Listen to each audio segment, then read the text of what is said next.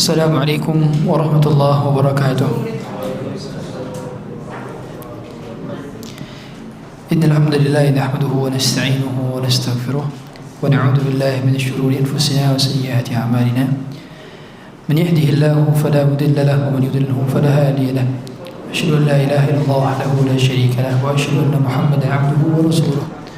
وصفيه من خلقه وخليله أدى الأمانة وبلغ الرسالة ونصح للأمة وكشف الله به الغمة وجاهد في الله حق جهاده حتى أتاه اليقين وتركنا على محجة بيضاء ليلها كنهارها لا يزيغ عنها إلا هالك اللهم صل وسلم وزد وبارك وانعم وكرم ومجد على عبدك ورسولك محمد صلى الله عليه وعلى آله وصحبه وسلم. فقال عز من قائل يا أيها الذين آمنوا اتقوا الله حق تقاته ولا تموتن إلا وأنتم مسلمون. وقال عز وجل يا أيها الذين آمنوا اتقوا الله وقولوا قولا سديدا يصلح لكم أعمالكم ويغفر لكم ذنوبكم ومن يطع الله ورسوله فقد فاز فوزا عظيما. أما بعد فإن أصدق الحديث كتاب الله وخير الهدى هدى محمد صلى الله عليه وسلم وشر الأمور محدثاتها وكل محدثة في الدين بدعة وكل بدعة ضلالة وكل ضلالة في النار. Hadirin sekalian, jamaah rahmat Allah Subhanahu wa taala. Pada kesempatan kali ini insyaallah kita akan membahas berkenaan dengan kisah sukses bisnis para sahabat ridwanullahi alaihim, yang mana mereka adalah generasi terbaik di umat ini, dan Allah sendiri mengatakan kuntum khaira ummatin ukhrijat lin-nasi ta'muruna bil ma'ruf wa tanhauna 'anil munkar wa tu'minuna billah. Kalian adalah generasi terbaik yang melakukan amar ma'ruf nahi munkar. Sebabnya Rasulullah SAW mengatakan khairun nasi qarni thumma alladziina yalunahum thumma alladziina yalunahum. Sehingga mereka bukan hanya mulia karena amalan akhirat mereka saja, tapi juga mereka pada dasarnya menjadi posisi-posisi tertinggi dalam sejarah peradaban manusia dikarenakan mereka adalah orang-orang hebat dalam sisi dunianya juga. Maka tidak ada salahnya untuk kita mempelajari bagaimana kisah mereka dalam menduduki posisi tertinggi di dalam dunia mereka. Tentu sebagai bentuk pelajaran bahwa pada dasarnya bukan kekayaan yang menjadi tujuan kita, karena kaya dan miskin bukan tujuan, dia adalah wasilah sekaligus ujian dan cobaan. Sehingga yang kita pelajari bagaimana mereka berhadapan dengan harta, bagaimana mereka mengolah harta, bagaimana niat mereka ketika mengumpulkan harta. Maka itulah yang cek. Itulah yang juga kita cek. Bismillah cek. Itulah yang kita pelajari dalam kesempatan kali ini. Hadirin sekalian dari Allah Subhanahu wa taala, para sahabat sebelum mereka dibuat kaya oleh Allah taala, maka mereka telah dididik dan ditempa oleh Rasulullah SAW bagaimana merespon kekayaan, bagaimana dealing with wealth, bagaimana mereka bisa memahami konsep harta dengan benar, konsep rezeki dengan benar, sehingga ketika mereka dibuat kaya oleh Allah Ta'ala, mereka tidak kaget, mereka tidak menjadi star syndrome atau justru sibuk dengan flexing dan sebagainya, tapi mereka menggunakan kekayaan mereka sebagaimana Allah perintahkan kepada mereka, sehingga ketika dunia di tangan mereka, dunia makmur. Dan kekayaan ketika di tangan orang soleh, maka kekayaan itu akan menjadi lebih bermanfaat dibandingkan kekayaan di tangan orang yang tidak soleh. Sebagaimana dahulu Amr bin As tatkala baru masuk Islam, di tahun yang sama juga sudah dipilih oleh Nabi SAW menjadi panglima perang pada perang Bani Mustaliq, menawan Bani Mustaliq. Maka iming-iming Rasulullah SAW, ikutlah perang dan jadi panglimanya. Nanti engkau akan mendapatkan harta ghanimah yang sangat banyak dari Bani Mustaliq. Tapi apa kata Amr bin As? Ya Rasulullah, sungguh aku masuk Islam bukan karena ingin harta, karena itu telah aku dapatkan sebelumnya. Aku masuk Islam karena ingin mencintai Allah dan Rasulnya, bukan harta.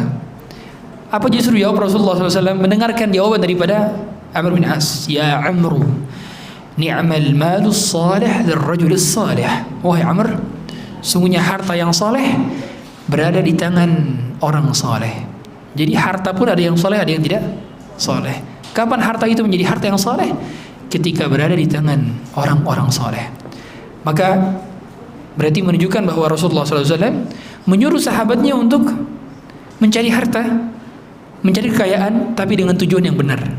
Bukan semata-mata tujuan memperkaya diri, mau memakmurkan sendiri dan individu, tapi tidak pernah berpikir untuk umat, tidak pernah berpikir untuk kemajuan Islam, tidak pernah berpikir untuk dakwah.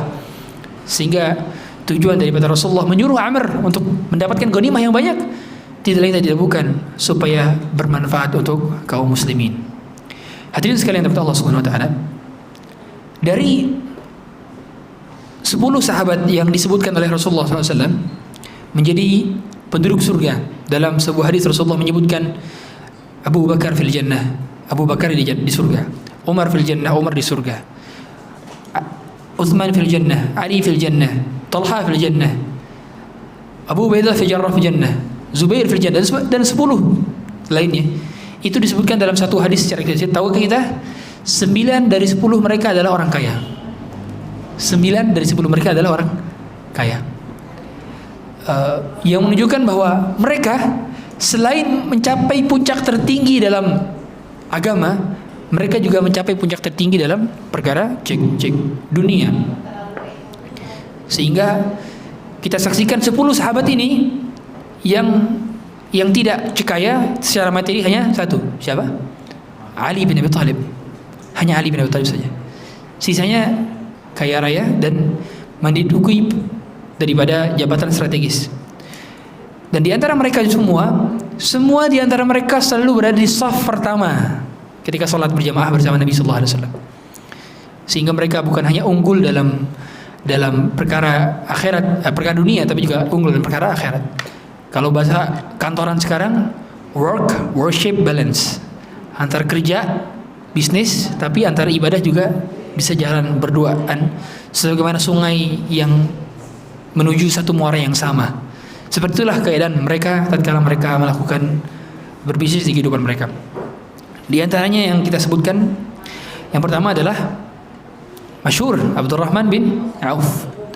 Abdurrahman bin Auf seorang yang lahir 10 tahun selepas daripada lahirnya Nabi. Berarti 10 tahun selepas tahun gajah. Karena Nabi kan lahir tahun gajah. Maka Abdurrahman bin Auf lahir 10 tahun selepas tahun gajah. Karena di zaman dahulu mereka melakukan penanggalan itu bukan dengan tahun Hijriyah, tapi pakai tanggalan peristiwa besar. Maka peristiwa besarnya adalah peristiwa tahun gajah, maka itulah jadi tanggal mereka. Maka di zaman Umar bin Khattab barulah ada penanggalan tahun 1 Hijriyah, tahun 2 Hijriyah, dan mereka berdiskusi dahulu mau menggunakan tahun kelahiran Nabi atau tahun wafatnya Nabi. Maka ada yang berpendapat tahun hijrahnya Nabi saja, karena tahun kelahiran Nabi nanti takut menyerupai orang Nasrani yang menggunakan tahun kelahiran Nabi Isa sebagai penanggalan mereka. Kalau menggunakan tahun wafatnya Nabi, takutnya itu memperbarui kesedihan. Nanti setiap tahun ketika bergantinya tahun, setiap satu Muharram, maka mereka sedih. Ini berarti tahun di mana Rasulullah wafat. Maka mereka menggunakan tahun Hijriyah, hari kebangkitan para sahabat dari negeri kekufuran kepada negeri Islam, dari penindasan kepada kebangkitan. Maka tahun Hijriyah lah itu dinamakan, sehingga dimulailah tahun 1 Hijriyah, itu tahun di mana Rasulullah SAW hijrah dari Makkah ke Madinah. Dan Abdurrahman bin Auf mengikuti hijrah 2 kali. Pertama hijrah ke Habasyah dan hijrah ke Madinah. Sehingga Abdurrahman bin Auf itu memiliki prestasi luar biasa. Achievementnya, kalau bahasa kita, CV-nya ini bagus. CV dari prestasi akhiratnya bagus. Dia bukan hanya unggul dari sisi dunia, tapi unggul dari sisi akhirat. Orang yang hijrah menandakan bahwa mereka biasanya, apalagi sampai hijrah 2 kali, menunjukkan bahwa mereka berarti adalah as-sabiqun al-awwalun, orang yang pertama kali masuk Islam. Dan as-sabiqun al-awwalun lebih punya privilege lagi, lebih besar. Karena orang yang masuk Islamnya lebih awal lebih mulia dibandingkan orang yang masuk Islamnya belakangan. Makanya orang yang masuk Islamnya selepas daripada Fathu Mekah, daripada telah terbebaskan kota Mekah dari kekufuran, itu tidak lebih baik dibandingkan orang yang masuk Islam seperti sebagaimana Bilal, sebagaimana Khabbab bin Aras, sebagaimana Ammar bin Yasir, sebagaimana Suhaib ar-Rumi, sebagaimana sahabat-sahabat lainnya. Maka lebih mulia mereka yang pertama kali masuk Islam. Dan Abdurrahman bin Auf salah satu di antara para sahabat yang pertama kali masuk Islam. Di tangan siapa? Di tangan Abu Bakar. Sehingga pada saat Abu Bakar masuk Islam, langsung nyari orang lagi. Ya, kerennya beberapa orang di antara 10 sahabat ini, 6 di antaranya ini adalah hasil daripada ajakan siapa? Abu Bakar. Hebatnya Abu Bakar, luar biasa. Jadi Abu Bakar, kenapa Abu Bakar menjadi orang pertama juga yang paling utama di kalangan umat ini? Karena Abu Bakar amal pahala jariah banyak banget. Yang ditarik sama orangnya orang tepat juga, yang menjadi orang 10 orang yang dijamin masuk surga. Jadi ini yang kita bahas nih penduduk surga hadirin. Penduduk surga yang sudah terjamin surganya. Sedangkan kalau kita bahas orang yang sukses di masa sekarang, tidak ada yang terjamin masuk surga. Tapi yang kita bahas adalah orang yang dijamin masuk surga. Sudah pasti ada di surga karena Rasulullah mengatakan Abdurrahman bin Auf fil jannah. Subhanallah. Dan Abdurrahman bin Auf ketika pertama kali hijrah yang menunjukkan bahwa pada dasarnya pernah mengalami kondisi boikot. Jadi kondisi sahabat yang muhajirin, mereka yang hijrah dari kota Makkah ke Madinah, itu pernah mengalami kondisi di mana mereka hanya makan rumput-rumputan, daun-daun kering. Karena kondisi pasokan ekonomi diblokade. Mereka nggak boleh mendapatkan pasokan supply makanan dari orang-orang Makkah lainnya, apalagi dari kabilah-kabilah lainnya di luar Makkah. Mereka hanya makan makanan rumput-rumputan kering untuk bisa bertahan hidup. Dan itu berlangsung selama 3 tahun hadirin. 3 tahun bayangkan. Dari tahun ke-10 sampai tahun ke-13. Mereka nggak bisa makan makanan. Bani Hashim ini nggak bisa. Ya. Dan memperberat kondisi di mana mereka semua pada saat itu sebelum berhijrah, maka Abdurrahman bin Auf merasakan beban sebelumnya. Sehingga keteguhan imannya tidak perlu dilakukan lagi. Pada saat pertama kali dia menuju kota Madinah, maka yang dilakukannya adalah dipersaudarakan oleh Rasulullah SAW. Jadi ketika para sahabat dihijrahkan dari kota Makkah ke Madinah, ada masalah baru, ada problem baru, ada obstacle baru, yaitu apa? Pengangguran. Maka mau nggak mau Rasulullah harus mempersaudarakan antara satu sahabat dengan sahabat lainnya untuk menopang kehidupan, supaya di cover kehidupan satu dengan yang lainnya. Namanya nizam ta'akhi. Nizam ta'akhi itu peraturan sistem yang Rasulullah bangun. Nanti satu orang sahabat dipersaudarakan dengan satu orang lainnya. Dan ini nggak mesti harus muhajirin ansor, nggak mesti. Terkadang ansor kepada ansor, kadang muhajirin kepada muhajirin. Ya. Sebagaimana Abu Bakar dipersaudarakan dengan Umar. Ya. Tapi Abu Darda dipersaudarakan dengan Salman. Kemudian Abdurrahman bin Auf dipersaudarakan dengan Sa'ad bin Rabi'. Ya. Dan kisah masyhur yang kita sering dengar dipersaudarakan oleh Sa'ad bin Rabi', orang terkaya di Madinah, sehingga Rasulullah mempersaudarakan sesuai dengan level-levelnya. Yang kaya sama level yang kaya. Karena kalau yang kaya dipersaudarakan sama yang miskin, maka lifestyle-nya nggak bisa ngikutin. Supaya mereka bisa bertahan dalam Islam, maka dipersaudarakan sama yang selevel. Maka Abu Darda yang tidak kaya dipersaudarakan dengan Salman yang juga menjadi mantan budak. Abu Darda Abdurrahman bin Auf dipersaudarakan dengan Sa'ad bin Rabi' yang menjadi orang terkaya di Madinah, supaya tidak kaget dan ngikutin lifestyle-nya, supaya nyambung obrolannya. Karena biasanya setiap orang yang menjadi strata ekonomi itu memiliki obrolan yang masing-masing berbeda. Ya. Oleh karenanya Rasulullah cerdas mempersaudarakan sesuai dengan kondisi ekonomi masing-masing. Sa'ad bin Rabi' menawarkan setengah hartanya. Bayangkan, ditawarkan setengah, 50% hartanya. Saat ini let's say total hartanya adalah 1 triliun, berarti dikasih 500 miliar hadirin. Bayangkan 500 miliar ya. Antum kalau gunain itu buat apa kira-kira? Misalnya. Kemudian akhirnya diberikanlah mau diberikan, dan dia punya 2 istri. Disuruh pilih Abdurrahman bin Auf siapa istri yang paling dia senangi. Nanti kalau sudah dipilih maka akan diceraikan, selesai masa iddahnya maka dinikahkan. Tapi ternyata jawaban seorang yang bertawakal tinggi dan bertauhid tinggi kepada Allah Ta'ala sama sekali tidak bergantung kepada makhluk. Jawabannya adalah hanya doa. Barakallahu laka fi malika wa ahlik. Semoga Allah berkahi hartamu dan keluargamu. Saya cuma minta request satu saja. Dullani ala suq. Tunjukkan di mana pasar. Di hari pertama dia hanya request di mana pasar, mana marketnya, mana tempat berdagangnya. Karena dia punya kemampuan berbisnis yang telah sukses di kota Mekah. Maka yang pertama kali ditanyakan di mana pasar. Selepas itu akhirnya pergilah ke pasar, dan untung di hari pertama itu juga. Untung daripada, meskipun tidak banyak tapi untung, artinya ada progres dari bisnisnya.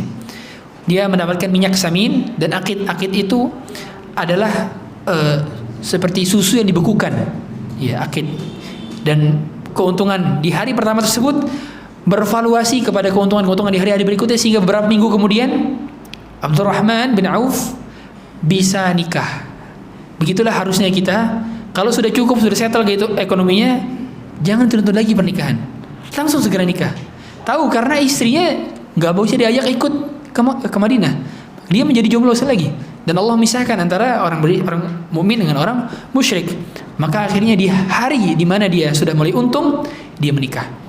Sehingga jangan pernah kita menunda pernikahan ketika sudah cukup settle, sudah bisa menafkahi diri sendiri, menafkahi orang lain.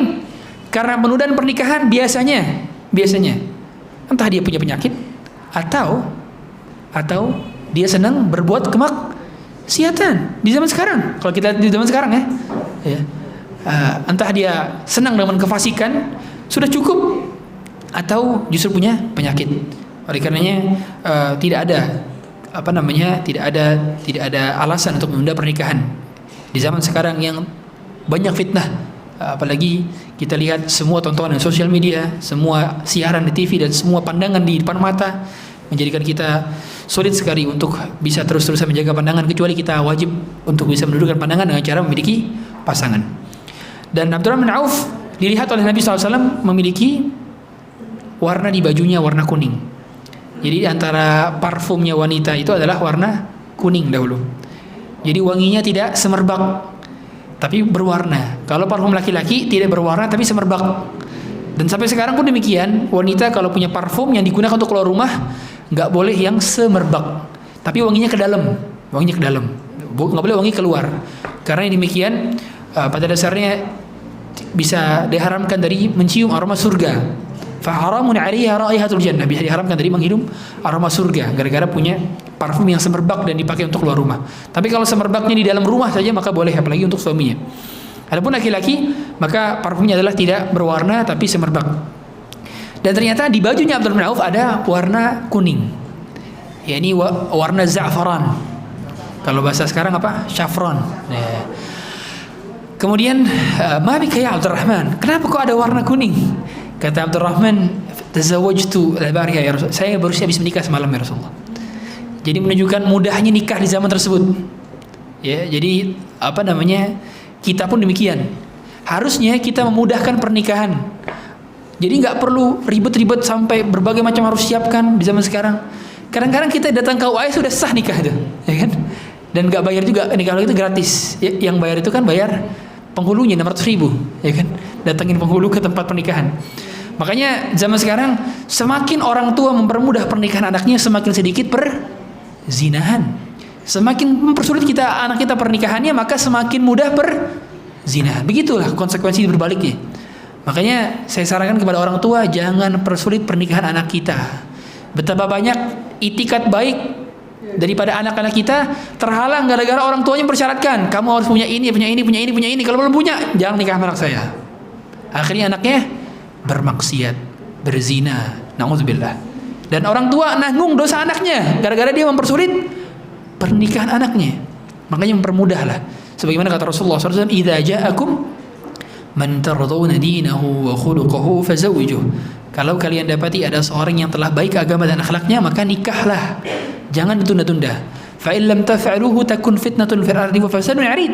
Kalau sengaja ditunda, sengaja ditolak, orang sudah baik-baik agama dan akhlaknya ditolak, maka di dunia ini akan banyak kemungkaran dan kefasikan disebabkan karena orang yang niatnya baik, maka dipersulit pernikahannya. Kemudian Abdurrahman bin Auf diperintahkan oleh Rasulullah SAW untuk walimah. Aulim walau bisyah, kata Rasulullah, walimahlah meskipun hanya dengan satu kambing, bukan satu ayam, satu kambing. Ya. Syah itu kambing. Sehingga kata para ulama, walimah itu kadar minimal bagi orang kaya kalau mau walimah adalah satu kambing. Berarti orang yang sekiranya dia nggak cukup, nggak perlu sampai mewah, sampai ngutang-ngutang, sampai pinjol-pinjol. Cukup dia sekadar yang dia mampu, ya kan? Karena kadar orang kaya minimalnya aja cuman apa? Satu kambing, kata Rasulullah. Awlim walau bisyah. Sehingga kalau kita misalnya walimah cuman pakai seblak doang, ya udah nggak apa-apa, seblak aja. Kalau pakai cilok atau cilor doang, cilok cimok atau cilor aja, nggak masalah. Karena pada akhirnya yang menjadi persyaratan bagi orang kaya adalah cuman satu kambing. Orang kaya suka kambing, apalagi kita yang bukan orang kaya, maka secukupnya saja, gitu kan. Oleh karena banyak kita dapatkan orang hambur-hamburan ketika walimah, ujung-ujungnya pas nikah banyak hutang gara-gara ngutang sana, ngutang sini, akhirnya nggak ketutup. Akhirnya begitu sudah pernikahan bingung gimana ngelunasin hutangnya. Dan kita tahu semua di antara banyaknya problematika dalam perceraian itu salah satu penyebabnya adalah masalah ekonomi.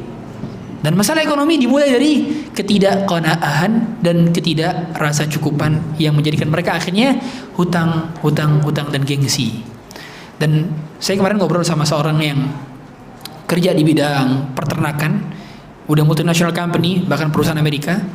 Dia membawahi berbagai macam bidang peternakan, dan dia bilang ke saya, Ustaz, sekarang ini usaha peternakan bisa cepat kolaps, Ustaz. Banyak perusahaan tutup.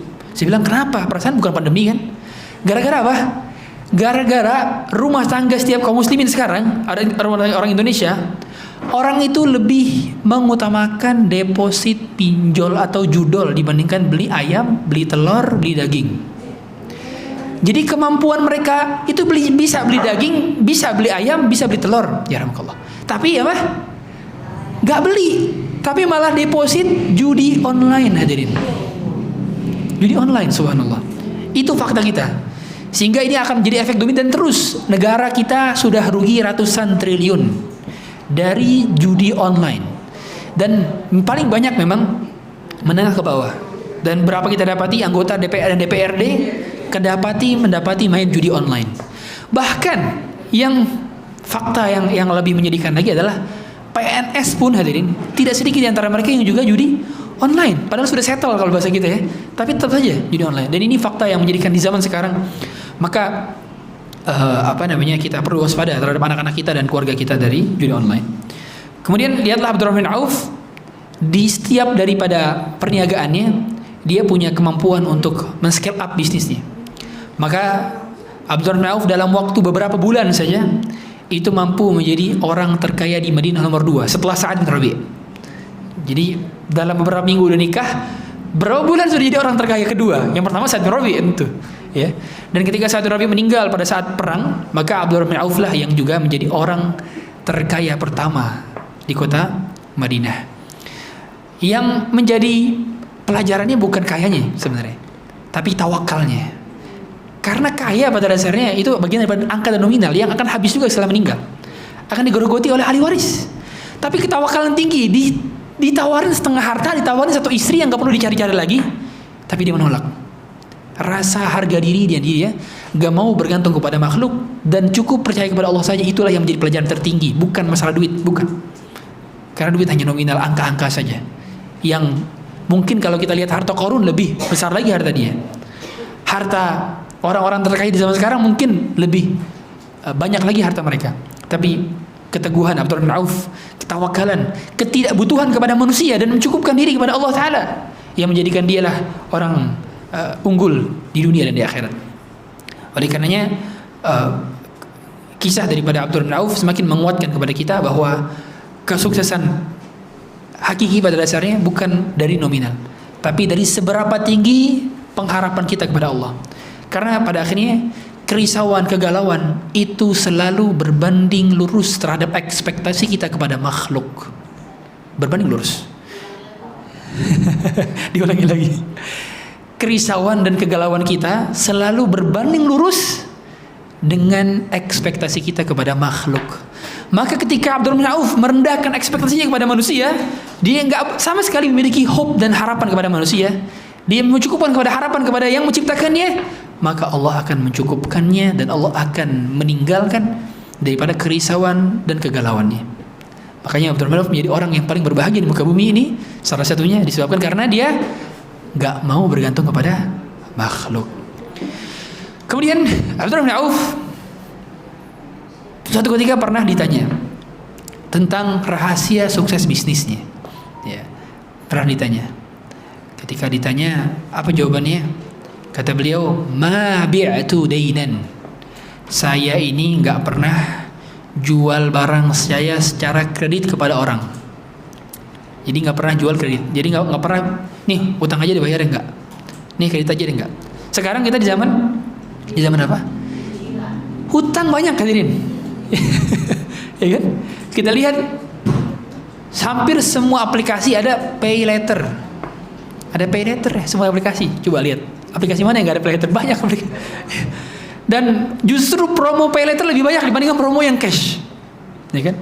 Kemudian yang kedua, kita lihat sekarang zaman di mana maraknya pinjaman online itu sangat mudah sekali. Kita cuman modal KTP, selfie, cekrek, cair langsung ke rekening. Ya kan? Dan di zaman orang sangat mudah sekali untuk berhutang, difasilitasi untuk berhutang, bahkan orang bermudah-mudahan untuk berhutang. Hingga akhirnya kehidupan kita ini menjadi hancur gara-gara hutang. Makanya rusaknya perekonomian global itu disebabkan karena hutang. Dan tidaklah setiap negara kau cari pasti memiliki hutang sekarang. Makanya kata salah seorang ulama, Syekh, yang membuat perekonomian dan inflasi terus berlanjutan itu gara-gara hutang. Gara-gara pinjol tentunya. Ya, tapi berhutang itu hukum asalnya bukan suatu masalah, tapi menjadi masalah ketika dijadikan sebagai lifestyle. Apa-apa hutang. Makanya Rasulullah pun pernah berhutang. Beliau pernah berhutang kepada seorang Yahudi dengan membeli 30 sa' gandum untuk memberikan nafkah kepada istri-istrinya dengan menggadaikan baju besinya. Wa dara'ahu dir'ah. Kata Aisyah, beliau menggadaikan baju besinya dan baru dibayarkan, ditebus hutang beliau tatkala beliau sudah meninggal oleh Abu Bakar. Ya. Dan menunjukkan bahwa pada dasarnya hutang hukum asalnya boleh kalau darurat. Sehingga bukan menjadi lifestyle. Maka usahakan kita, kalau kita mampu beli cash, maka jangan coba buka pintu hutang. Saya doakan semoga hutangnya lunas semua. Ya. Tapi kalau terlanjur nih, udah punya hutang, maka usahakan jangan buka pintu hutang lagi. Cukup satu saja udah selesaiin. Saya nggak punya hutang lagi. Karena Rasulullah pun nggak mau nyolatin orang yang punya hutang. Dulu ketika ada sahabat yang mau disolatin sama Rasulullah, nanya Rasulullah, hal alaihi dain? Ini orang punya hutang nggak? Ya. Kalau ada, na'am alaihi dain ya Rasulullah. Dia punya hutang Rasulullah. Maka Rasulullah nyuruh, sallu ala sahibikum. Salatin sahabat kalian. Saya nggak mau salatin. Rasulullah nggak mau salatin. Baru sampai ada orang yang mau nanggung hutangnya. Saya yang akan menjadi penjamin ya Rasulullah. Baru Rasulullah mau nyolatin. Jadi kalau Rasulullah hidup di zaman sekarang, mungkin kalau kita meninggal sedikit yang sholatin sama Rasulullah. Iya. Karena Rasulullah nggak punya hutang, orang yang punya hutang. Makanya usahakan kita pada dasarnya merasa hidup qanaah, karena pada dasarnya utang itu memindahkan beban masa depan ke masa sekarang. Iya, karena kita akhirnya terbebani, padahal kita mungkin mendapatkan hal itu sudah jadi rezeki kita. Tapi karena kita pengen cepat buru-buru, pengen punya, padahal belum waktunya, kita merasa istibda', merasa terlambat dengan orang lain. Padahal matahari tidak pernah mendahului bulan, bulan tidak pernah mendahului matahari, siang tidak pernah mendahului malam, malam tidak pernah mendahului siang. Waktu Jakarta berbeda dengan waktu New York berbeda dengan waktu Mekah.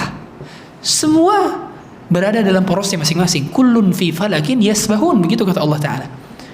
Sehingga setiap di antara kita jangan pernah merasa terlambat dari apa yang orang lain punya. Karena setiap orang time zone-nya berbeda-beda. Perputaran waktunya dan zamannya berbeda-beda. Itulah yang menyebabkan semua di antara kita akhirnya merasa terburu-buru gara-gara kita mengcompare dengan kehidupan orang lain yang boleh jadi itu adalah ujian bagi dia dan dia terfitnah dengan ujian tersebut. Oleh karena Allah sendiri katakan dalam surah Taha, وَلَا تَمُدَّنَّ عَيْنَيْكَ إِلَى مَا مَتَّعْنَ بِهِ أَزْوَاجًا مِنْهُمْ زَهْرَةَ الْحَيَاةِ الدُّنْيَا لِنَفْتِنَهُمْ فِيهِ. Saya kurang tahu ayat berapa, coba silahkan dicari. La tamuddan wala tamuddan ainaik. Jangan umbarkan pandanganmu kepada mereka yang Allah berikan kenikmatan kepada mereka berupa bunga dari dunia, zahratul hayatid dunya. Linaftinahum fi. Supaya kami uji mereka. Jadi tujuan kita beri harta boleh jadi supaya diuji. Linaftinahum fi. Ngapain kita iri sama ujian orang lain? Iri itu sama kenikmatan orang lain. Kita iri sama ujian orang lain gitu. Oleh karenanya ketika Allah uji mereka dengan harta, malah kita iri, maka ini bagian daripada hal yang keliru. Maka Abdurrahman bin Auf, kembali lagi kepada kisah Abdurrahman bin Auf, setiap hartanya dia gunakan di jalan Allah Ta'ala. Tidaklah setiap peperangan kecuali pasti anggarannya dari harta Abdurrahman bin Auf. 40.000 dinar 40.000 dirham dikeluarkan untuk setiap peperangan. Perang Tabuk itu diantara salah satu saksi daripada hampir seluruh daripada persediaan peperangan yang cover Abdurrahman bin Auf. Menunjukkan bahwa dia mencari harta pada untuk jalan Allah, lillahi kalimatillah. Dan betapa saya lihat banyak orang yang memulai entitas bisnisnya itu untuk menolong orang, untuk memperbanyak sedekah, Allah tolong. Dia sambil punya bisnis, sambil punya rumah anak yatim, sambil punya panti asuhan, dan setiap kali untung bisnisnya untuk anak yatim, dan grow up bisnisnya dan berkah bisnisnya. Gara-gara memang Allah menitipkan rezeki anak yatim tersebut melalui dia, melalui bisnisnya. Itulah yang menunjukkan bahwa pada dasarnya kita ketika benar jujur karena Allah Ta'ala, maka Allah pun akan menolong kita. Dan pada saat itu Abdurrahman bin Auf ketika meninggal dunia, satu istrinya, dia punya 4 istri, satu istrinya dapat 70.000 dinar. Hadirin, 70.000 dinar. Satu istri dapat 70.000 dinar. Kita tahu semua istri itu 4, kalau sebanyak-banyak apapun 4 itu cuma dapat berapa? 1/8 kalau punya anak. 1/8-nya aja satu orang istri itu 70.000. Berarti silakan dikali 70.000 dikali 4. Berarti 1/8 itu 280.000. Itu baru 1/8 dinar. Satu dinar itu 4,25 gram emas. Nah, silakan berarti dicari itu, kalkulator mungkin nggak bisa, kan susah ngitung ya. Sekian triliun rupiah lah, kira-kira gitu. Ketika dia meninggal dunia. Dan Abdurrahman bin Auf ketika mengatakan tadi ma bi'tu dainan, dia nggak pernah jual apa? Nggak pernah jual hutang. Jadi orang kalau beli cash. Kenapa? Karena di antara cara untuk mempermudah sirkulasi uang dalam bisnis kita adalah dengan cara apa? Punya fresh money, kan gitu. Supaya bisa beli barang baru, modal tambahan. Kalau misalkan orang hutang kita punya banyak piutang, modalnya sulit berputar nih. Kita sulit beli barang baru dan berkualitas, sulit. Makanya kita perlu fresh money, terkadang demikian supaya kita gampang update barang baru dan akhirnya ngejual juga dengan mudah. Ya. Kemudian yang kedua adalah wala asdari ribhan. Saya nggak pernah meremehkan keuntungan. Jadi di antara model bisnis Abdurrahman bin Auf, kalau udah dapat untung meskipun nggak banyak, udah nggak apa-apa lah. Begitu pula kita. Jadi kalau kita dagang sama orang, sekiranya untung 1.000, 2.000, ya udah nggak apa-apa. Yang penting masih dapat untung. Ya. Dan ini model bisnis salah satu negara, depannya C. Ya. Mereka begitu. Mereka itu potongannya kuantitas. Yang penting untung dari setiap produk itu meskipun 1.000. Dan hatta dari setiap produk mereka bisa mengalahkan UMKM kita. Karena mereka buat produk yang banyak tapi untungnya sedikit. Dan sedikit itu bisa berimpact kepada keuntungan yang sangat banyak. Dibandingkan produknya sedikit tapi untungnya besar. Lebih baik untungnya sedikit tapi banyak produknya. Karena saya akumulasikan akan banyak juga. Ya. Dan itu akan membuat trust. Bayangkan kualitasnya sama, bahkan bisa lebih bagus. Tapi mereka bisa gratis ongkir. Coba kalau Anda lihat, kadang-kadang kalau Anda beli toko oren, itu beli produk dari luar negeri bisa gratis ongkir, hadirin. Pernah gak? Pernah ya? Itu gimana caranya? Karena mereka fokus pada kuantitas, hadirin. Jadi untung yang banyak itu bisa meng-cut cost, jadi ada biaya diskon dalam gratis ongkir. Itu yang membuat mereka bisa scale up bisnis yang luar biasa. Dan itu pula yang diajarkan oleh Abdurrahman bin Auf. Sehingga fokusnya bukan pada keuntungan yang besar, tapi pada produk yang laku. Karena kalau orang sudah pernah beli produk kita dan mereka sempat bereksperience kepada produk kita, otomatis ada repeat order. Nah, repeat order itu yang dicari. Cari repeat order terus-terusan, dan akhirnya ada leap of service. Jadi mereka ada kekuatan dari mulut ke mulut. Dan itu testimoni paling berharga adalah dari mulut ke mulut, bukan dari AdSense. Terkadang boleh jadi AdSense sudah jor-joran, tapi dari mulut ke mulutnya kurang, maka testimoni yang ini kurang gitu ya. Kita lihat Anas review daripada orang-orang ketika di sosial media, itulah yang menentukan dibandingkan jumlah penonton yang banyak dari produk yang dilihat. Boleh jadi banyak lihat produknya, tapi ternyata penjualan sedikit. Gara-gara apa? Kurang testimoni jujur. Nah, testimoni jujur amat menentukan. Ya. Dan kemudian kata Abdurrahman bin Auf, wala ashtari syaikhan. Dia enggak beli barang-barang yang sudah lama. Jadi yang dibeli itu produk yang bagus, kualitas A1. Kualitas A1 dia yang beli itu gitu. Jadi bayangkan ya, jualnya murah, produknya bagus. Gimana nggak dicari orang? Kan semua manusia customer behavior itu apa? Nyari produk itu paling bagus dan harganya paling masuk akal kan gitu. Dan di provide sama Abdurrahman bin Auf, kira-kira gitulah. Di provide. Jadi dia nggak beli barang yang jelek, barangnya bagus terus. Dia nggak jual barang yang reject. Dia nggak jual barang yang cacat, tapi dia jual barang yang paling bagus, tapi dengan harga yang masuk akal. Bukan harga murah. Murah dan mahal itu perspektif, hadirin. Orang kaya bisa jadi harga 500 juta begini murah. Tapi orang miskin bisa jadi harga 1 juta bisa jadi mahal, kan gitu. Itu yang untuk perspektif, hadirin. Kaya atau miskin. Tapi suitable atau tidak, cocok atau enggak, itu yang menjadi patokan daripada sebuah bisnis, ya kan? Sehingga dia la ashtari syaikhan. Kemudian wa aj'alu ra'sa ra'sain. Nah, dan kalau dia dapat untung, untungnya ini enggak langsung dihabisin buat makan, enggak. Tapi apa?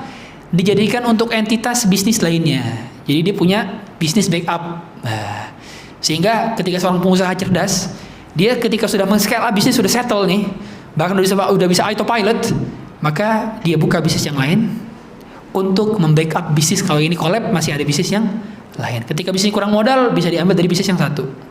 Jadi dibuat keranjang, banyak keranjang, kira-kira. Sebagaimana perkataan bahasa Inggris ya, don't put the ball in one basket. Jangan taruh satu bola di satu ring, tapi taruh di ring-ring lainnya. Sehingga pada dasarnya risk manajemennya bagus. Dia punya risiko yang bisa terkendali karena bisa dibagi-bagi risikonya. Diversifikasi risiko kalau bahasa sekarang. Ya. Kemudian hal ini juga yang dilakukan oleh Utsman bin Affan.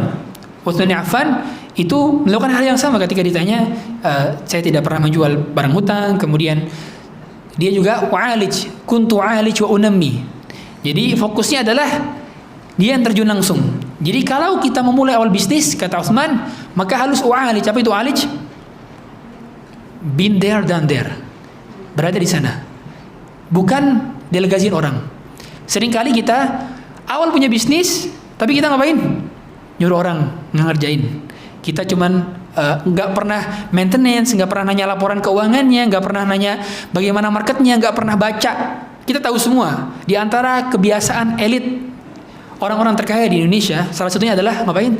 Setiap hari minimal baca 3-5 koran. Dan bahkan mereka berlangganan koran premium. Berita yang mereka baca. Sehingga nggak bisa kalau kita mau bisnis, kita wakilin orang, kita ngomong kaki doang, diem. Nggak pernah lihat bagaimana perkembangan bisnisnya, sektor apa yang sedang maju, tren gimana positif, enggak. Karena pada akhirnya kita butuh untuk membaca pasar. Dan itulah yang dilakukan oleh Utsman bin Affan. Kuntu alij wa unammi. Apa unammi itu? Unammi itu mengembangkan.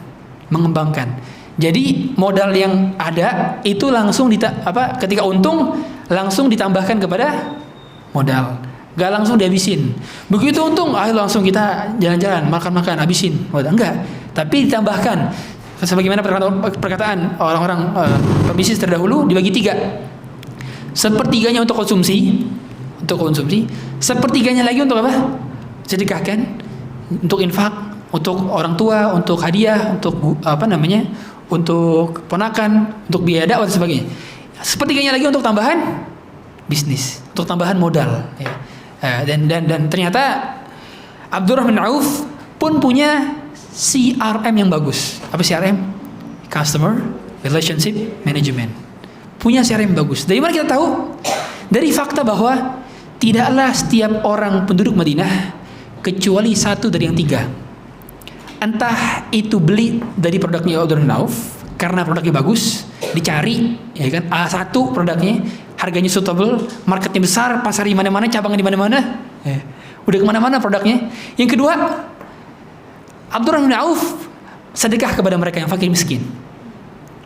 Bayangkan, Pak Haji ini setiap tetangga yang fakir miskin Semua disantuni nama dia. Nih, tiap bulan dapat zakat dari mereka. Pak Haji jualan warung. Kira-kira orang-orang ini kalau mau belanja beras, garam, belinya ke Mart apa ke Pak Haji? Ke Pak Haji lah. Orang Pak Haji yang ngasih duitnya, ya enggak? Dikasih loyalitas. Gimana orang nggak loyal kalau orang yang dikasih sedekah kan gitu. Yang ketiga, dihutangin. Jadi kalau orang yang misalkan dia orang kaya dibutuh modal, hutang tanpa riba, dikasih hutang. Orang dikasih hutang, gimana nggak enakan? Nggak enakan dong. Masa sih udah dihutangin sama dia, saya nggak beli ke dia. Ya. Akhirnya dia punya customer database yang cukup. Ini orang loyal. Bahkan nggak perlu dikirimin message via email tiap hari tuh. Tapi ketika posting sedikit, laku, komentarnya banyak, yang like-nya banyak, di-share bahkan. Orang mungkin akan loyal dengan sampai setiap ada produk baru, padahal produk jualan hadirin. Tapi di-share story, bahasa kita mungkin gitulah. Di-share story, ini kan karena loyal. Jadi ngebangun loyalitas customer itu dengan cara after services. Apa yang kita beri ke mereka, apa yang kita give ke mereka. Itulah yang menjadikan kunci sukses bisnis. Salah satunya adalah Abdurrahman bin Auf. Kemudian kembali ke kisah bisnis Utsman bin Affan. Apa yang menyebabkan Utsman bin Affan namanya masih eksis sampai sekarang, bahkan rekeningnya masih ada sampai sekarang? Apa yang menyebabkan? Sampai kebuat hotel tuh di Madinah tuh, Funduk Utsman bin Affan, ada di Madinah. Kenapa kok bisa seperti itu? Kenapa? Karena bisnisnya dia wakafkan, hadirin. Dia wakafkan. Sehingga sekarang ini banyak orang menganggap bahwa bisnis itu cuma 3M. Masjid, makam, madrasah. Ya kan? Padahal ada bentuk wakaf itu adalah bentuk wakaf itu bukan masjid, makam, madrasah doang. Tapi perusahaan itu bisa jadi wakaf, hadirin. Dan justru perusahaan ketika diwakafkan lebih produktif dan lebih bisa bermanfaat lebih dibandingkan cuman 3 tadi. Kenapa saya katakan? Karena dia sustain. Ketika sustain, maka kebermanfaatannya ngalir sampai hari kiamat. Lihat, para sahabat itu hampir semua di antara mereka punya wakaf produktif.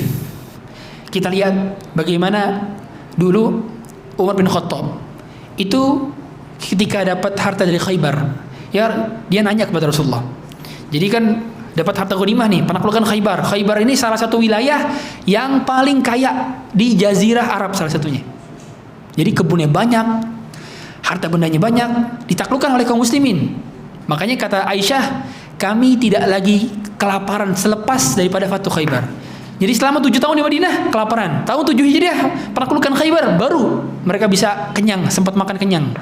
Ma syabi'na munzu Fati Khaybar, kata Aisyah, kami enggak pernah lapar lagi setelah Fatu Khaybar. Saking besarnya. Dan sahabat yang dapat harta banyak Umar salah satunya. Umarnya dapat kebun. Cerdasnya Umar, orang kaya kalau konsultasi harta ke mana? Ke ahli ilmu. Rasulullah SAW tahu bahwa bisnis bisa dikekal kalau dikonsultasikan kepada orang yang cerdas dan jenius secara bijaksana juga. Ya Rasulullah, inni usibtu malan. Saya dapat harta yang banyak ya Rasulullah. Maka kasih nasihat saya Rasulullah, gimana caranya nih supaya saya bisa manfaatkan. Kata Rasulullah SAW apa? In syi'ta habast aslaha wa tasaddaq biha. Kalau bisa hartanya didiemin, maksudnya nggak dijual, nggak diwariskan, nggak dihibahkan, tapi kamu sedekahkan dari hasilnya. Namanya apa? Wakaf produktif. Perusahaannya ada, nggak disedekahin perusahaannya, tapi revenue margin dari perusahaan ini sebagiannya disedekahkan, sebagiannya untuk operasional, sebagiannya untuk nambah entitas bisnis, sebagiannya untuk beri aset wakaf lain. Tapi ada sedekah sebagian dibuat sedekahin sampai hari kiamat, begitu operasionalnya. Makanya saya bilang, seandainya Umar hidup di zaman sekarang, mungkin Umar akan mewakafkan PT Umar bin Khattab Tbk Enterprise. Iya, karena dia punya mindset bisnis yang luar biasa, bisnis akhirat, yang mana bisa kekal sampai hari kiamat. Begitu pula Utsman bin Affan, ketika sudah kaya, yang dipikirin gimana caranya bisnisnya kekal sampai dia surga, ngalir terus pahalanya, diwakafin bisnisnya. Karena sudah autopilot, udah punya manajer yang bagus, yang ngelola ada profesional semua, ya udah tinggal di wakafin aja. Salah satunya adalah bi'ar rumah, sumur rumah. Ya dahulu Madinah kena pacaklik, dan ketika itu orang Yahudi memonopoli perdagangan. Cuman dia yang punya satu-satunya sumur. Maka semua orang kalau mau minum dan ngambil air dari sumur orang Yahudi harus bayar. Cerdasnya Utsman punya peluang, orang kaya punya peluang ngapain? Dia akuisisi 50%. Akuisisi perusahaan orang Yahudi ini, akuisisi. Saya beli saham ente 50% nih. Akhirnya karena udah punya 50%, jadi shareholder di situ, maka ngapain dia? Buat perjanjian. Jatah sehari buat saya, sehari buat kamu. Oke kan? Akhirnya kata Utsman, saat pada hari mana Utsman punya jatah, kaum muslimin digratisin semua ngambil. Begitu orang Yahudi bayar, ya udahlah tinggal nunggu jatah Utsman aja kan, daripada pas jatah Yahudi bayar nunggu jatah Utsman aja gratis. Akhirnya orang Yahudi ada kelabakan saya. Dia juallah saham dia kepada Utsman, dan Utsman mengakuisisi sahamnya menjadi mayoritas pemilik saham 100%. Gara-gara sumur tersebut dibuatlah sumur-sumur lainnya, dan dibuatlah dan dialirlah kepada kebun-kebun kurma. Sampai sekarang menurut data statistik daripada data Kementerian Pertanian di Arab Saudi, 20.000 sampai 30.000 kebun kurma itu dihasilkan daripada bi'ir rumah. Dan hasil daripada kurma ini diekspor ke luar negeri, negara-negara Jazirah Arab, termasuk ke negara-negara Asia Tenggara bahkan, dan hasilnya dijadikan sebagai rekening wakaf Utsman, sehingga jadilah funduk atau hotel di Madinah. Bayangkan, awalnya gara-gara saya kalau punya duit, saya pengen bermanfaat bagi umat, saya pengen wakaf, itu tujuannya, maka Allah tolong. Tapi berbeda dengan orang punya duit tujuannya untuk flexing doang, untuk menambah hisap doang, koleksi tas, koleksi jam tangan, koleksi ini, koleksi itu, akhirnya meninggal, habis. Bukankah Rasulullah sendiri yang sudah mengatakan, yaqulu ibnu Adam mali, anak Adam sudah berkata, hartaku, wa hal laka ya ibna Adam min malika illa ma akalta fa afnait. Memang hartamu untuk apa wahai anak Adam? Kecuali apa yang kau makan akan menjadi kotoran sebagaimana yang kau lihat. Au ma labista fa ablait, yang kau pakai akan menjadi usang sebagaimana kau lihat di lemarimu dan wardrobe-mu. Lihat, makanya terutama ibu-ibu pulang habis di sini buka lemari baju, lihat yang dipakai ini saja, yang ditumpuk banyak dengan berbagai macam warna-warni dan motifnya. Maka sedekahkan yang sudah tidak terpakai. Jangan memperbanyak hisab di sisi Allah Ta'ala. Ya. Bawa apa? Batu kecubung yang udah banyak nempel di tangan. Ya, jual. Jangan kita banyak koleksi sesuatu yang tidak bermanfaat. Apalagi koleksi banyak sepatu lah, baju bola lah dikoleksi segala macam dan sebagainya. Ketahuilah yang halal akan dihisab, yang haram akan dihadap. Kemudian hadirin sekalian dari Allah Subhanahu wa taala, yang menjadi poin penting berikutnya dari kisah apa yang kami kabarkan dari kisah sukses bisnis para sahabat, mereka pada dasarnya memiliki akidah yang luar biasa, sehingga makanya untuk bisa mau bersiap menjadi orang kaya, saya katakan bukan masalah nominalnya yang harus Anda pikirkan, tapi bagaimana akidah kita berhadapan dengan harta, itu yang menjadi poin penting masalahnya. Karena banyak orang yang tidak siap dengan kekayaan. Saya katakan, banyak orang tidak siap dengan kekayaan. Dan akhirnya Allah Ta'ala tidak menjadikan mereka kaya supaya menyelamatkan mereka. Makanya memang ada orang yang memang tidak pantas kaya, ada orang tidak pantas miskin, ada. Sebagaimana Sa'ad bin Ubadah, di antara doa Sa'ad bin Ubadah itu salah satunya adalah, ya Allah saya tidak pantas miskin. Di antara demikian. Ya, saya sampai sekarang belum berani mengucapkan demikian.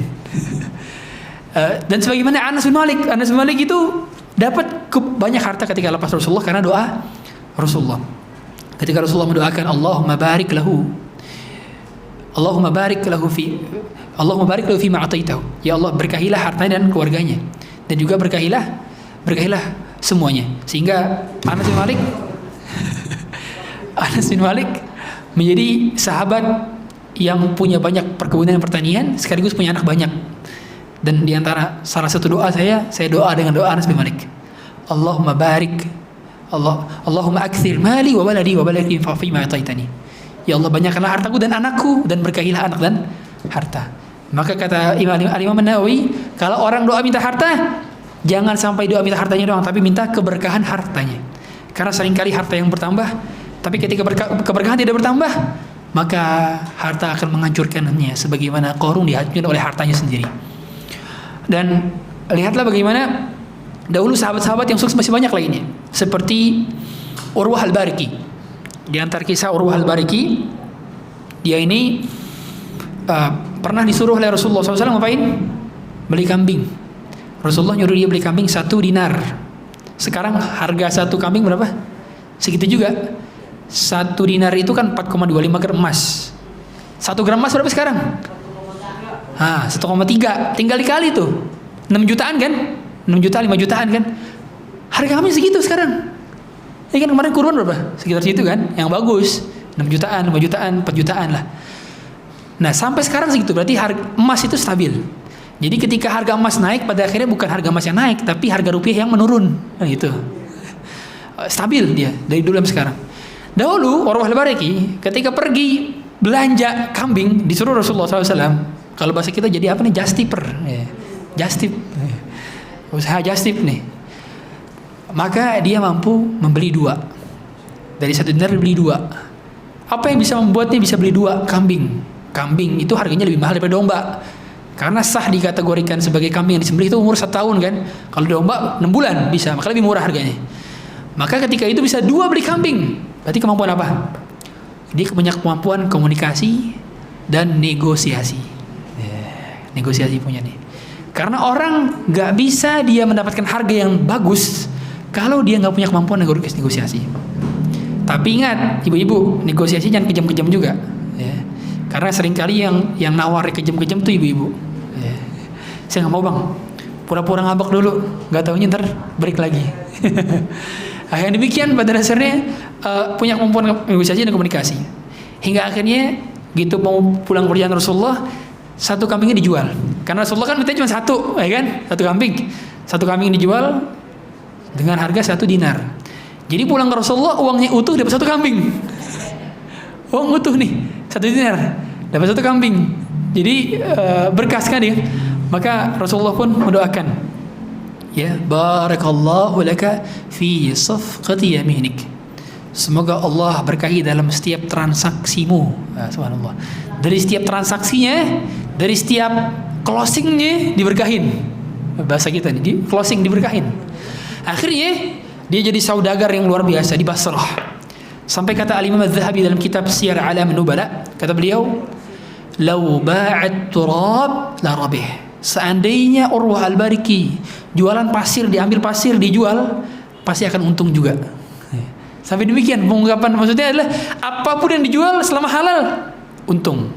Apapun bisnis, entitas bisnis, sektor apapun, sektor kesehatan, sektor retail, sektor fashion, laku semua. F&B laku semua. Gitu. Lau ba'aturab la rabih. Karena didoakan oleh Rasulullah SAW. Sehingga doa inilah seringkali kita menyepelekan doa-doa ijabah di sekitar kita. Lihat, ia menjawabkan Anas Mari karena doanya apa?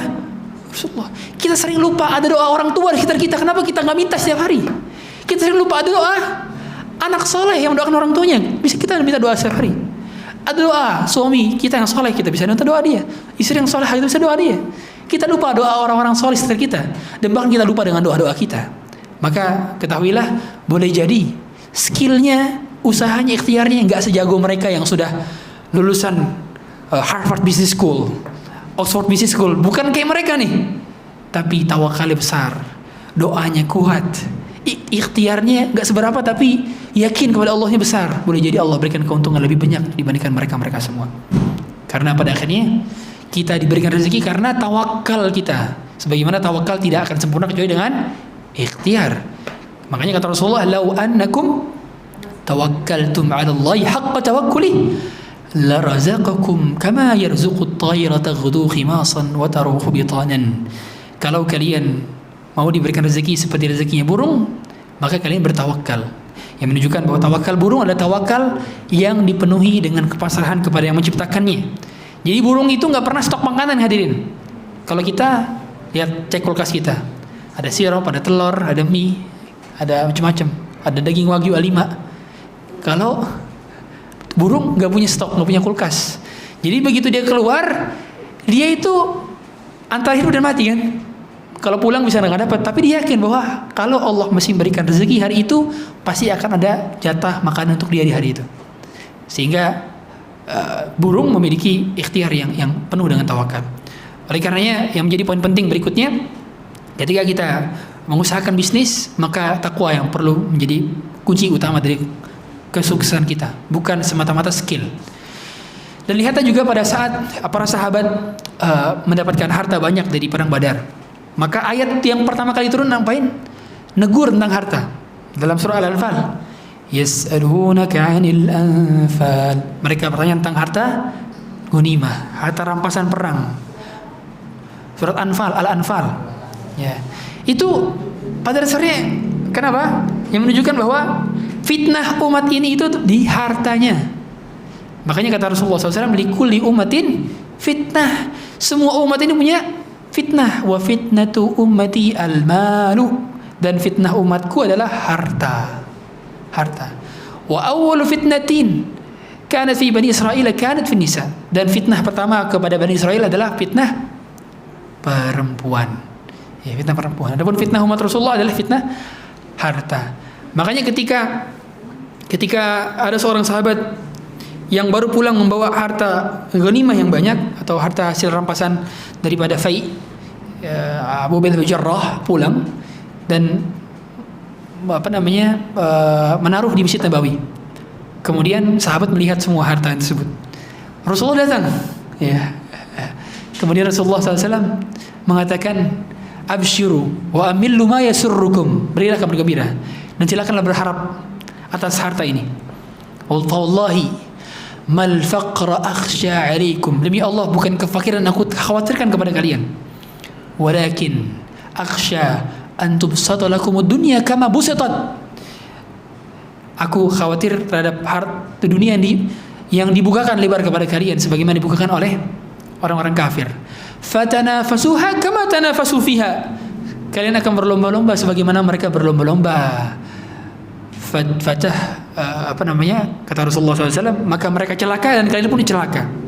Ya, yang menunjukkan bahwa pada dasarnya kita ini akan mengikuti skema bisnis daripada pemikiran-pemikiran yang dibuat oleh orang-orang kafir. Lihatlah, sekarang boleh jadi Muslim, tapi pola bisnisnya kapitalisme.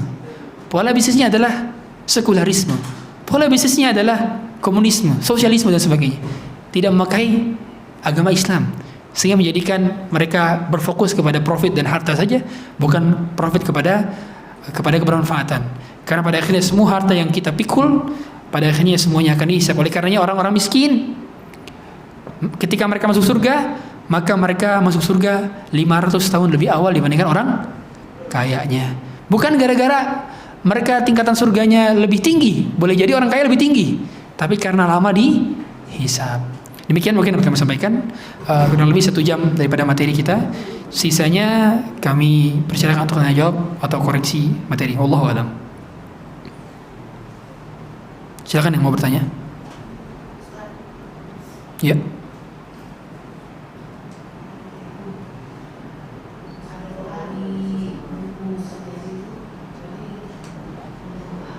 Kurang kedengeran, boleh dideketin.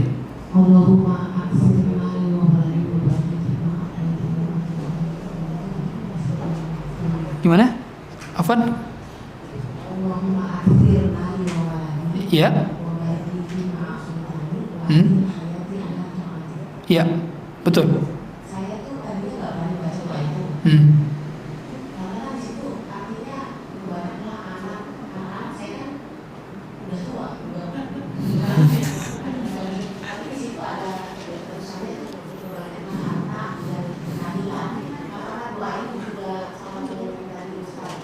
Ya, sama, itu sama. Dan itu doanya para sahabat dan hasil dari doa yang Rasulullah doakan kepada para sahabat. Karena Rasulullah tadi kan doa, Allahumma akthir malahu wa balalahu wa barik lahu fi ma ataitah. Doa tersebutlah yang diijabah oleh Allah Taala sehingga para sahabat berdoa dengan doa yang demikian. Dan tadi ketika sudah diberkahi maka kita tidak perlu khawatir akan, bukankah kita lihat Khadijah itu menikah umur berapa? Sama Rasulullah umur berapa? 40 kan? Umur 40. Pendapat yang masyhur 40, meskipun ada yang mengatakan umur 28, ada. Tapi lihat, justru lahir 6 orang anak dari pernikahan dengan Rasulullah di usia 40 tahun nih. 6 orang anak hadirin. Berkah. Fatimah, Ruqayyah, Ummul Kulsum, Zainab, Abdullah, Qasim. 6. Ibrahim ini anak Maria Kiptiyah. Jadi 6 orang dari Khadijah. 6 orang ini di umur 40 hadirin. Berarti subur banget kan? Dan berkah berarti. Menunjukkan bahwa usianya berkah. 40 saja bisa melahirkan dan gak pernah takut rezeki. Ya. Padahal kalau kita lihat Rasulullah ketika menjadi nabi itu pemasukannya dari hadiah. Dari hadiah siapa? Para sahabat. Karena ketika sudah menjadi nabi fokus menjadi nabi, gak berdagang lagi beliau. Ya. Hanya disupport oleh Khadijah, disupport oleh Abu Bakar dan sebagainya. Dakwah dan kehidupan beliau. Sehingga yang menunjukkan bahwa ketika kita sudah yakin Allah berkahi kita, maka kita tidak perlu yakin lagi tentang kekhawatiran, oh kita sudah tua, oh kita sudah sudah nggak bisa lagi memanage ya. Karena diberkahi ya, ketika diberkahi siapa yang ngurus? Allah. Iya, Allah yang ngurus pada dasarnya. Ya, tentu pada saya tergantung kemampuan dan kita masing-masing. Sekiranya memang kita nggak mau punya banyak anak, ya pada dasarnya tidak masalah juga, karena pada akhirnya jumlah daripada manusia telah ditentukan oleh Allah Ta'ala ketika di Lauhul Mahfuz Allah menuliskannya. Sehingga selama kita pada dasarnya tidak menakutkan kalau punya banyak anak takut rezeki, maka hal demikian diperbolehkan. Jadi nggak boleh kalau kita membatasi anak atau KB gara-gara takut nggak bisa nafkahin, itu nggak boleh. Karena Allah sendiri yang mengatakan, "Taqtul auladakum khasyata imlaqin nahnu narzuquhum wa iyyakum." Jadi seandainya kalau misalkan kita memang mau memenjarak anak gara-gara memang kesehatan, bukan gara-gara takut menafkahi, maka itu boleh menurut para ulama. Karena kesehatan darurat. Misalnya sudah usia yang menurut dokter nggak bisa lagi hamil, dan kalau hamil akan berisiko terhadap kematian ibunya, misalnya, maka tidak masalah kalau demikian kita menjarak atau bahkan membatasi, selama bukan karena takut untuk tidak bisa menafkahi. Wallahu a'lam.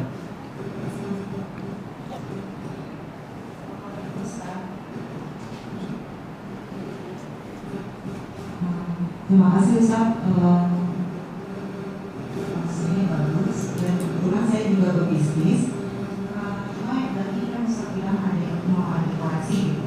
Saya masih belum sesuai pandangan tadi. Berhutang itu memindahkan beban masa depan ke masa sekarang.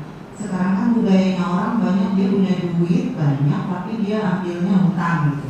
Bukankah itu malah membebankan masa sekarang di masa yang akan datang gitu. Itu satu. Kedua, saya berbisnis ketika ada customer gitu, klien yang order gitu. Nah, dari karakter si customer ini tuh ribet gitu. Nah, kebanyakan budaya kita nih di pasar gitu ya, berasumsi kalau di awalnya pembeli itu ribet, nanti proses belakang-belakangnya tuh pada rumah ada aja gitu Ustaz. Nah, itu selalu terjadi seperti itu tuh Ustaz. Saya produksi percetakan gitu ya.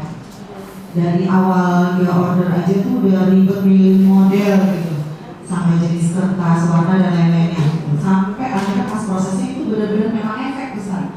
Nah, sampai-sampai saya punya pandangan gitu, lain kali saya tidak akan ambil order yang begini deh kalau karakter orangnya kayaknya annoying gitu ya. Dari ribet, saya khawatir kemudian harinya ada obstacle gitu loh Ustaz. Nah, kontrolnya itu selalu terjadi Ustaz. Boleh nggak kalau saya berpikiran demikian Ustaz? Saya nggak mau ambil deh lain kali kalau ada yang karakter tapi orang begini, karena itu pasti akan ada masalah itu yang kedua. Nah, yang ketiga, kalau terjadi qadarullah kayak gitu, kan ada kecewaan nih Ustaz. Nah, yang tadi Ustaz bilang kan ada after sales gitu kan, service after sales. Nah, saya kepingin tuh setiap customer itu puas gitu dengan hasil produksi saya. Jadi saya juga nggak mengganjal, kayaknya gue udah mengecewakan nih gitu ya. Nah, saya kepengen tuh ada after sales itu Ustaz. Tapi di akhir chat itu saya tanya, baik ibu mau dicetak pakai bahan apa jadinya, padahal itu kan sudah saya cetak sesuai yang saya lihat bahan contoh yang dia bawa. Tapi kalau daruratnya tuh Kalau ormas itu ngasihnya emang beda Ustaz kertasnya gitu, saya baru sadar pas sudah lengkap gitu. Nah, menurut pandangan Ustaz, ini udah terjadi dan sudah saya chat ke ibunya, tapi ibunya udah gak respon Ustaz, jadi saya juga gak enak gitu, kayaknya dia kecewa.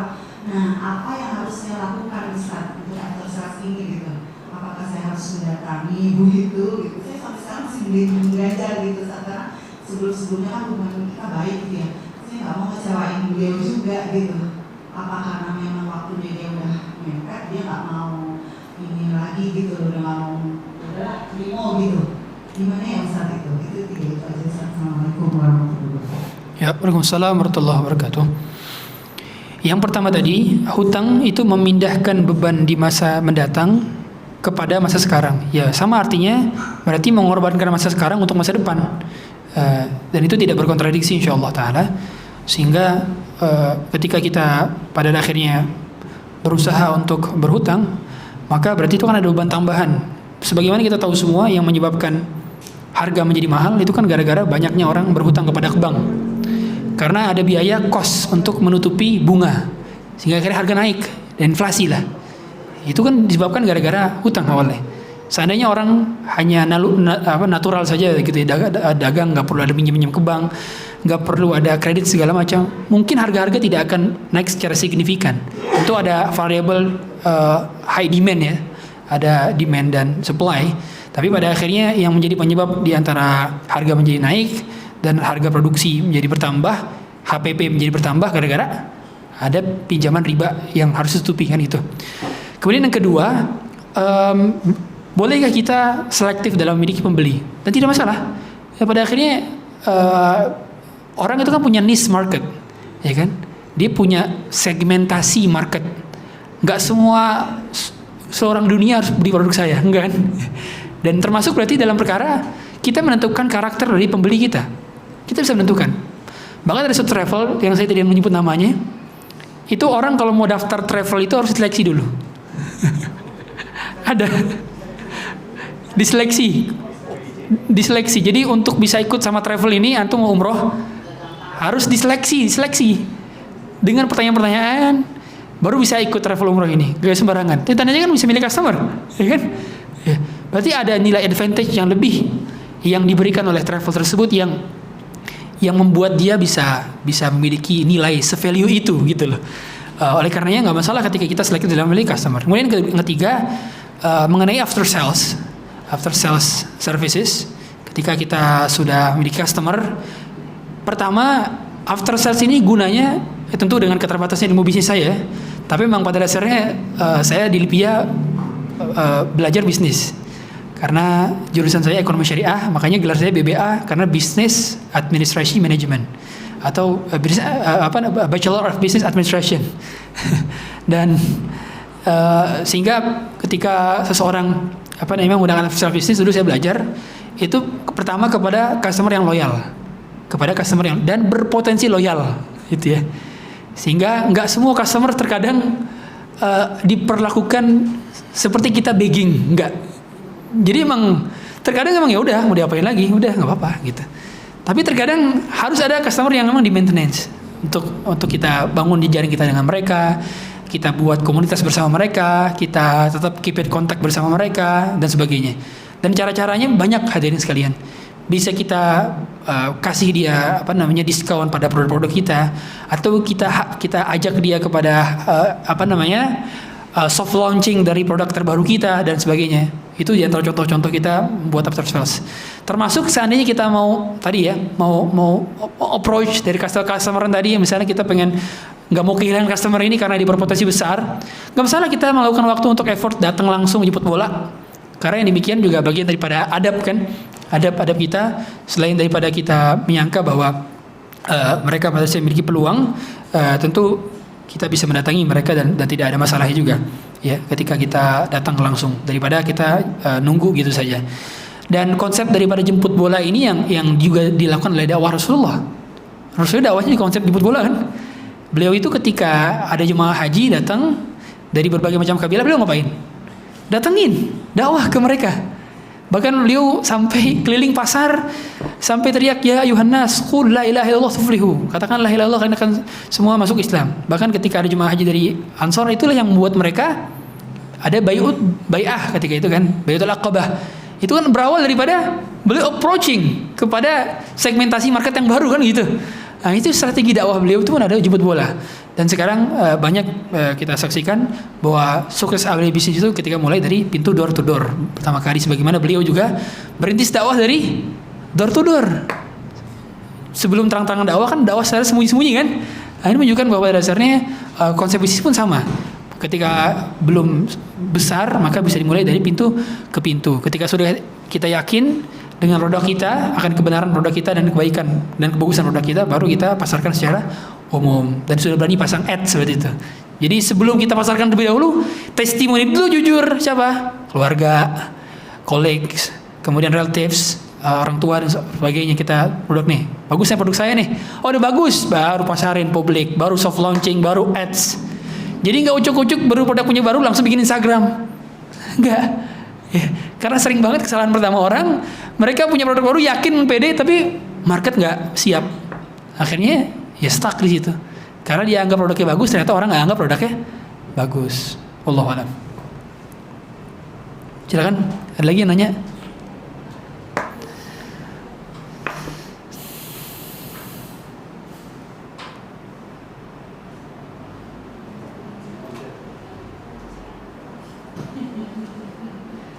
Bismillah.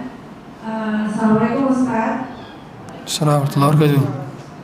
Semoga Ustaz, keluarga dan seluruh kaum muslimin selalu diberkahi Allah. Izin bertanya Ustaz, bagaimana jual beli muamalah yang dibolehkan dalam Islam jika misalnya pembeli kita itu non muslim atau kita tidak tahu pekerjaannya gitu. Itu saja Ustaz. Ya. Jazakallah khairan. Ya, hukum asal muamalah dengan orang non muslim itu boleh, hukum asalnya. Sebagaimana Rasulullah SAW bermuamalah dengan orang Yahudi. Rasulullah beli produk Yahudi. Bahkan sebelum Rasulullah bangun pasar sendiri, Rasulullah belanja di pasar Yahudi. Kan dulu ketika datang ke Madinah kan kaum muslim belum punya pasar, masih numpang di pasar Bani Qainuqa, pasar orang Yahudi. Otomatis produknya produk Yahudi kan gitu. Sehingga hukum asalnya boleh. Kecuali pada dasarnya kita tahu bahwa mereka ada kafir harbi. Jadi kalau kafir apa? Kafir zimmi atau kafir muahad, kafir musta'man, kafir ada banyak ya. Kafir yang pada dasarnya boleh dibunuh adalah kafir harbi, ya, yang memerangi orang Islam. Adapun kafir yang selain itu, maka itu boleh kita bermuamalah dengan dia. Sehingga menurut saya dulu pernah nanya ke Ustaz Arwandi juga berkenaan dengan fenomena boikot sekarang. Kata beliau, iya benar, kita ketika membeli produk yang terafiliasi oleh Israel, itu sama saja seperti menjual senjata kepada mereka untuk dihantamkan kepada orang Islam sendiri, kan gitu. Itu yang saya tanya dan saya dapati jawaban dari beliau. Sehingga sama seperti menjual senjata kepada orang yang membunuh kita, gitu kira-kira. Oleh karenanya, selama bukan kafir harbi, maka kita boleh bertransaksi dengan mereka. Dan tentu kita perlu memahami loyalitas ya. Seandainya ada nih produk Pak Haji, tapi yang satu produk kokoh yang non muslim misalnya, Pak Haji sama kokoh non muslim, sama produknya, harganya beda jauh. Mungkin Pak Haji cuma beda 1.000 doang, Pak Haji lebih mahal dikit. Sebagai loyalitas kita pilih mana? Ya Pak Haji dong. Pak Haji kalau lebih beruntung, syukur-syukur dia bisa haji lagi tahun depan. Ya enggak? Haji lagi tahun depan. Tapi kita beli yang ini non muslim, dia pakai ahad ya buat ke gereja, nantinya beli salib non muslim, atau beli jadi kursi gereja. Coba, gara-gara loyalitas kita. Makanya alhamdulillah sekarang ini banyak kan model-model tadi ya, saya nggak menyebut merek ya, festival market, ya kan, yang fair baik yang fast, ya kan. Itu bagus tuh saya katakan, karena bisa membuat kita berloyalitas untuk membeli produk mereka. Sekiranya kaum muslimin masih punya produknya, aja nih minuman yang punya ownernya muslim, kita beli, alhamdulillah beli. Makanya kemarin saya pernah ternyata produk namanya ini Ana Santri. Nah, ada bagus tuh. Ana Santri. Ini Muslim punya nih ya, kita beli. Dibandingkan yang lain. Makanya kalau ada produk yang sama, substitusinya banyak, maka beli. Tapi kalau handphone, lihat handphone. Ada gak produk handphone yang jual Muslim? Jarang hadirin. Apple yang punya Amerika. Kemudian Oppo yang punya China, ya kan? Vivo, Samsung yang punya Korea.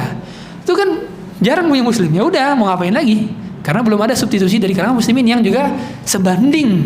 Maka nggak masalah kalau kita masih menggunakan produk yang terafiliasi kepada mereka selama pada dasarnya belum ada substitusinya. Tapi kalau substitusinya masih ada nih, sabun cuci piring yang tidak terafiliasi ke mereka, kita pilih lah. Karena nggak beda jauh juga kan perbedaannya. Kesetnya juga masalah keset, insya Allah lah. Nah, itu yang membuat kita pada akhirnya bisa berloyalitas kepada produk kaum muslimin dan juga mengembangkan UMKM. Demikian. Nah, termasuk beli kopi nih. Daripada beli kopi Stubruk, ya kan? Lebih baik di ruang tunggu, ya enggak? Ya gitu. Om Adi tuh dapat pesan sponsor tuh kan. Ya Allah alam. Silakan. Iya, dana talangan sebagaimana ada penggabungan antara akad daripada akad hutang piutang dengan akad jual beli. Ini salaf wa bai'. Sebagaimana Rasulullah SAW melarang penggabungan antara akad hutang piutang dengan jual beli. Kata Rasulullah, la yahillu salafun wa bai'. Tidak halal akad jual beli digabung dengan akad hutang piutang. Yang mana akad hutang piutangnya? Karena di situ kita tahu bahwa bank syariah ini menalangi dulu kan dengan hutang. Meskipun dia nggak dapat fee dari penalangan, misalkan nggak dapat fee, gara-gara itu hutang piutang menurut dia. Tapi ada biaya jasa administrasi. Nah, biaya jasa administrasi ini namanya jasa ijarah. Jasa ijarah termasuk akad jual beli. Berarti ada penggabungan antara akad hutang piutang dengan jasa. Dan ketika digabungkan maka berpotensi ada pemanfaatan dari si hutang piutangnya sehingga keuntungannya berpotensi riba. Itulah yang menjadikan tidak bolehnya akad penggabungan antara hutang piutang dengan akad jual beli. Wallahu a'lam. Silakan. Boleh. Ya. Begini Ustaz, kalau saya ada umat Kristen gitu mau bikin undangan, itu kan kalau mau menikah kita tolong dalam kebaikan sebenarnya ibadah ya. Tapi ini klien kita orang Nasrani Ustaz, boleh diterima atau kita tolong aja Ustaz gitu. Sama kadang-kadang dia bikin buku juga Ustaz, kalau kita kan buku pengajian sebelum pernikahan, dia buku apa gitu. Apa sebaiknya saya tolak kalau untuk yang Nasrani Ustaz? Ya. Wallah alam ya. Pernikahan itu meskipun dia lebih dominan muamalah kan sebenarnya, tapi juga ada sisi ibadah di mana biasanya perlangsungannya di gereja. Kemudian dari pernikahan tersebut seorang bisa berloyalitas gitu ya dan sebagainya. Maka juga ada sisi ibadah kalau menurut saya. Sehingga kalau misalkan bisa menggunakan yang lainnya dan menolak yang ini, maka menurut saya lebih baik, itu lebih aman ya, terhindar daripada syubhat supaya lebih aman. Karena tadi lagi-lagi meskipun pernikahan muamalah dominan, tapi dia ada sisi ibadahnya gitu loh. Karena bagi mereka pun itu ibadah loh hadirin. Bagi mereka pun pernikahan ibadah. Karena mereka akhirnya bisa berketurunan dan melahirkan keturunan non muslim lagi, akhirnya memperbanyak orang kafir kan. Dan pada akhirnya ya itulah menurut kami sebaiknya dihindarkan. Sebagaimana perintah Rasulullah SAW, da' ma yuribuka ila ma la yuribuk. Tinggalkanlah yang meragukan kepada hal yang tidak meragukan. Wallahu a'lam. Ya, sudah nggak lagi ya. Baik, kita tutup dengan doa kafaratul majlis. Subhanakallah bihamdika, asyhadu an la ilaha illa anta, astaghfiruka wa atubu ilaik. Wa sallallahu ala nabiyyina Muhammadin wa ala alihi wa sahbihi wasallam. Assalamualaikum warahmatullahi wabarakatuh.